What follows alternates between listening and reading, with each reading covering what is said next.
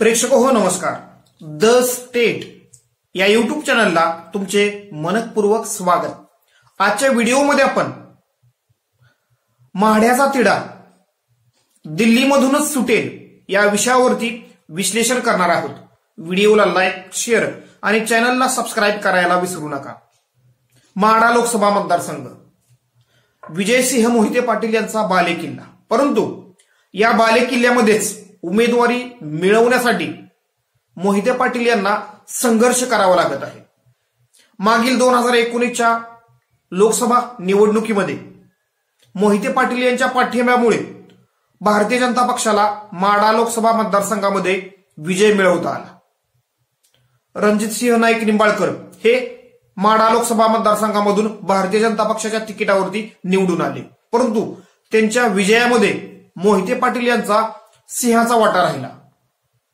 माळशिरस या विधानसभा मतदारसंघामधून जवळजवळ 1 लाखापेक्षा अधिक मतांचं लीड एकट्या मोहिते पाटील यांनी रणजितसिंह नाईक निंबाळकर यांना मिळवून दिलं आणि त्या मताधिक्याच्या बळावरतीच रणजितसिंह नाईक निंबाळकर हे खासदार म्हणून निवडून आले. परंतु खासदार झाल्यानंतर रणजितसिंह नाईक निंबाळकर आणि मोहिते पाटील गटामध्ये अंतर वाढत गेलं. सध्या माढा लोकसभा मतदारसंघामध्ये उमेदवारीसाठी विद्यमान खासदार रणजितसिंह नाईक निंबाळकर हे सुद्धा भाजपकडून इच्छुक आहेत. त्याचबरोबर मोहिते पाटील गटाकडून धैर्यशील मोहिते पाटील हे सुद्धा इच्छुक आहेत.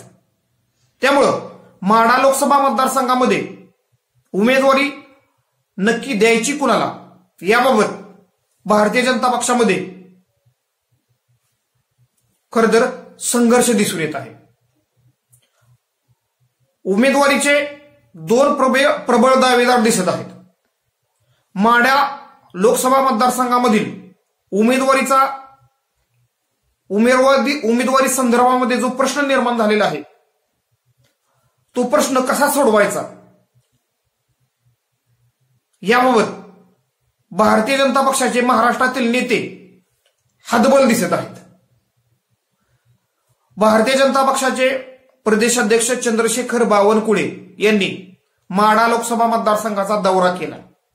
विद्यमान खासदार रणजितसिंह नाईक निंबाळकर यांच्या कामाचं बावनकुळे यांनी कौतुक केलं, परंतु उमेदवारीचा जाहीर शब्द ते देऊ शकले नाहीत. भारतीय जनता पक्षामध्ये पार्लमेंटरी बोर्ड उमेदवारी संदर्भामध्ये निर्णय घेतं असं सांगून त्यांनी माढा लोकसभा मतदारसंघातील उमेदवारीबाबत जो प्रश्न त्यांना विचारण्यात आला त्यावरती एक प्रकारे पडदा टाकण्याचा प्रयत्न केला. परंतु माढा लोकसभा मतदारसंघामध्ये विद्यमान खासदार रणजितसिंह नाईक निंबाळकर यांच्या उमेदवारीला अजित पवार गटाचे आमदार बबनदादा शिंदे असतील, संजय मामा शिंदे असतील, त्याचबरोबर भाजपचे आमदार जयकुमार गोरे यांनी पाठिंबा दिलेला आहे.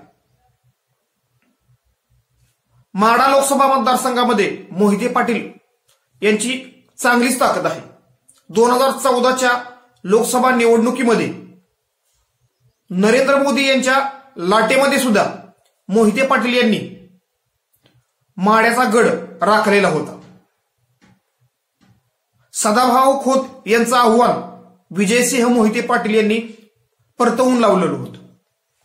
2019 मध्ये मोहिते पाटील यांनी राष्ट्रवादी काँग्रेस पक्ष सोडून भारतीय जनता पक्षामध्ये प्रवेश केला. त्यामुळेच भारतीय जनता पक्षाला माढा लोकसभा मतदारसंघामध्ये विजय मिळवणं सोपं झालं. परंतु या लोकसभा मतदारसंघामध्ये उमेदवारीसाठी रणजितसिंह नाईक निंबाळकर यांनी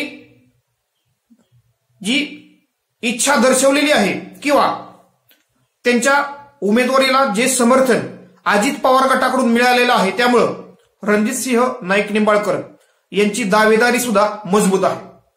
माढा लोकसभा मतदारसंघामध्ये भारतीय जनता पक्षापेक्षा अजित पवार गटाची ताकद ही जास्त आहे.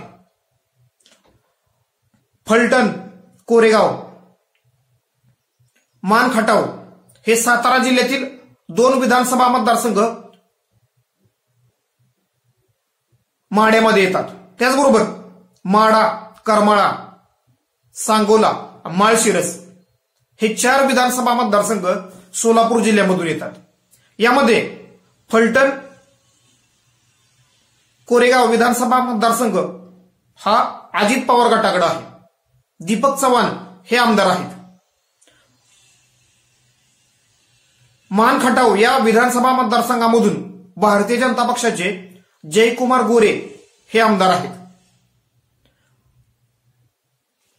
माळशिरस विधानसभा मतदारसंघामधून भारतीय जनता पक्षाचे सातपुते हे आमदार आहेत. करमाळा या विधानसभा मतदारसंघामधून अजित पवार गटाचे संजय मामा शिंदे हे आमदार आहेत. माढ्यामधून अजित पवार गटाचे बबनदादा शिंदे हे आमदार आहेत. तर सांगोला या विधानसभा मतदारसंघामधून शहाजी बापू पाटील हे एकनाथ शिंदे यांच्या गटाचे आमदार आहेत. त्यामुळं एकंदरीत या माढा लोकसभा मतदारसंघामध्ये अजित पवार यांच्या गटाची ताकद ही मोठी आहे. परंतु विजयसिंह मोहिते पाटील यांचा वैयक्तिक प्रभाव या माढा लोकसभा मतदारसंघामध्ये मोठा आहे. महाराष्ट्र सरकारमध्ये उपमुख्यमंत्री, त्याचबरोबर वेगवेगळ्या खात्याचे कॅबिनेट मंत्री म्हणून, त्याचबरोबर सोलापूर जिल्ह्याचे पालकमंत्री म्हणून मोहिते पाटील यांनी उत्कृष्ट काम केलेलं आहे. सोलापूर जिल्ह्यामध्ये आणि विशेष करून सोलापूर जिल्ह्याच्या ग्रामीण भागामध्ये मोहिते पाटील यांना मानणारा एक मोठा मतदार वर्ग आहे. त्यामुळं मोहिते पाटील यांना डावलून जर रणजितसिंह नाईक निंबाळकर यांना भारतीय जनता पक्षाने उमेदवारी दिली तर मोहिते पाटील हे पक्षांतर सुद्धा करू शकतात आणि ते शरद पवार यांच्या गटात सुद्धा जाऊ शकतात, अशी ही चर्चा दबक्या आवाजात सुरू आहे. शरद पवार यांना मानणारा मतदार वर्ग या माढा लोकसभा मतदारसंघामध्ये सुद्धा मोठ्या प्रमाणामध्ये आहे. 2009 मध्ये स्वतः शरद पवार यांनी या लोकसभा मतदारसंघाचं प्रतिनिधित्व केलेलं आहे. त्यामुळं माढा लोकसभा मतदारसंघामधून भारतीय जनता पक्षाचा उमेदवार कोण असणार या संदर्भामध्ये महाराष्ट्रातील भारतीय जनता पक्षाचे नेते देवेंद्र फडणवीस हे निर्णय घेतील अशी ही चर्चा चालू आहे. परंतु माढा लोकसभा मतदारसंघाच्या उमेदवारीबाबतचा निर्णय हा अंतिमतः दिल्लीमधूनच होऊ शकतो असंही वाटत आहे. कारण ज्या पद्धतीनं भारतीय जनता पक्षामध्ये उमेदवारी दिली जाते आणि निवडून येणाऱ्या उमेदवारालाच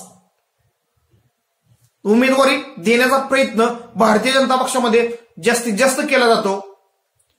त्यामुळं उमेदवार नक्की कोण असणार याबाबत सध्या भारतीय जनता पक्षामध्ये वेगवेगळी मतांतरे आहेत. रणजितसिंह नाईक निंबाळकर यांना 1 लाखापेक्षा अधिक मतांचं लीड मिळवून देऊ असा शब्द शिंदे बंधू यांनी दिलेला आहे. तर दुसऱ्या बाजूला या माढा लोकसभा मतदारसंघामधील मोहिते पाटील यांची राजकीय ताकद दुर्लक्षित करून भारतीय जनता पक्ष अडचणीत येऊ शकतो. सध्या महाविकास आघाडीकडे माढा लोकसभा मतदारसंघामध्ये प्रभावी असा उमेदवार नाही. जर मोहिते पाटील हे शरद पवार यांच्या गटामध्ये गेले तर अर्थातच महाविकास आघाडीकडे तगडा उमेदवार येऊ शकतो किंवा महाविकास आघाडीला त्यांच्या रूपात तगडा उमेदवार मिळू शकतो. महाविकास आघाडीकडून महादेव जानकर यांना उमेदवारी दिली जाऊ शकते, अशा प्रकारची ही चर्चा या माढा लोकसभा मतदारसंघामध्ये सुरू आहे. एकंदरीत माढा लोकसभा मतदारसंघामध्ये भारतीय जनता पक्षाची राजकीय ताकद जरी सध्या मोठी वाटत असली तरी सुद्धा शरद पवार यांचा वैयक्तिक जनसंपर्क, त्यांचा असणारा प्रभाव, मोहिते पाटील यांची लोकप्रियता, त्यांचा असणारा प्रभाव, या गोष्टींमुळे माढ्यामध्ये येणाऱ्या काळात भरपूर मोठे राजकीय बदल आपल्याला पाहायला मिळतील. त्यामुळं माढा लोकसभा मतदारसंघामध्ये उमेदवारी कुणाला दिली जाणार याबाबत सध्या वेगवेगळी नावं जरी पुढे येत असली तरी सुद्धा अनपेक्षितपणे एखादं नवीनच नाव समोर येऊ शकतं. परंतु या सर्व प्रक्रियेमध्ये मोहिते पाटील कोणता निर्णय घेतात यावरतीच माढा लोकसभा मतदारसंघामध्ये सर्व गणित अवलंबून आहेत. त्यामुळं मोहिते पाटील यांची राजकीय ताकद, त्यांचं राजकीय महत्व ओळखूनच भारतीय जनता पक्ष निर्णय घेईल, अशी ही चर्चा सध्या माढा लोकसभा मतदारसंघामध्ये सुरू आहे. धन्यवाद. व्हिडिओला लाईक, शेअर आणि चॅनलला सबस्क्राईब करायला विसरू नका.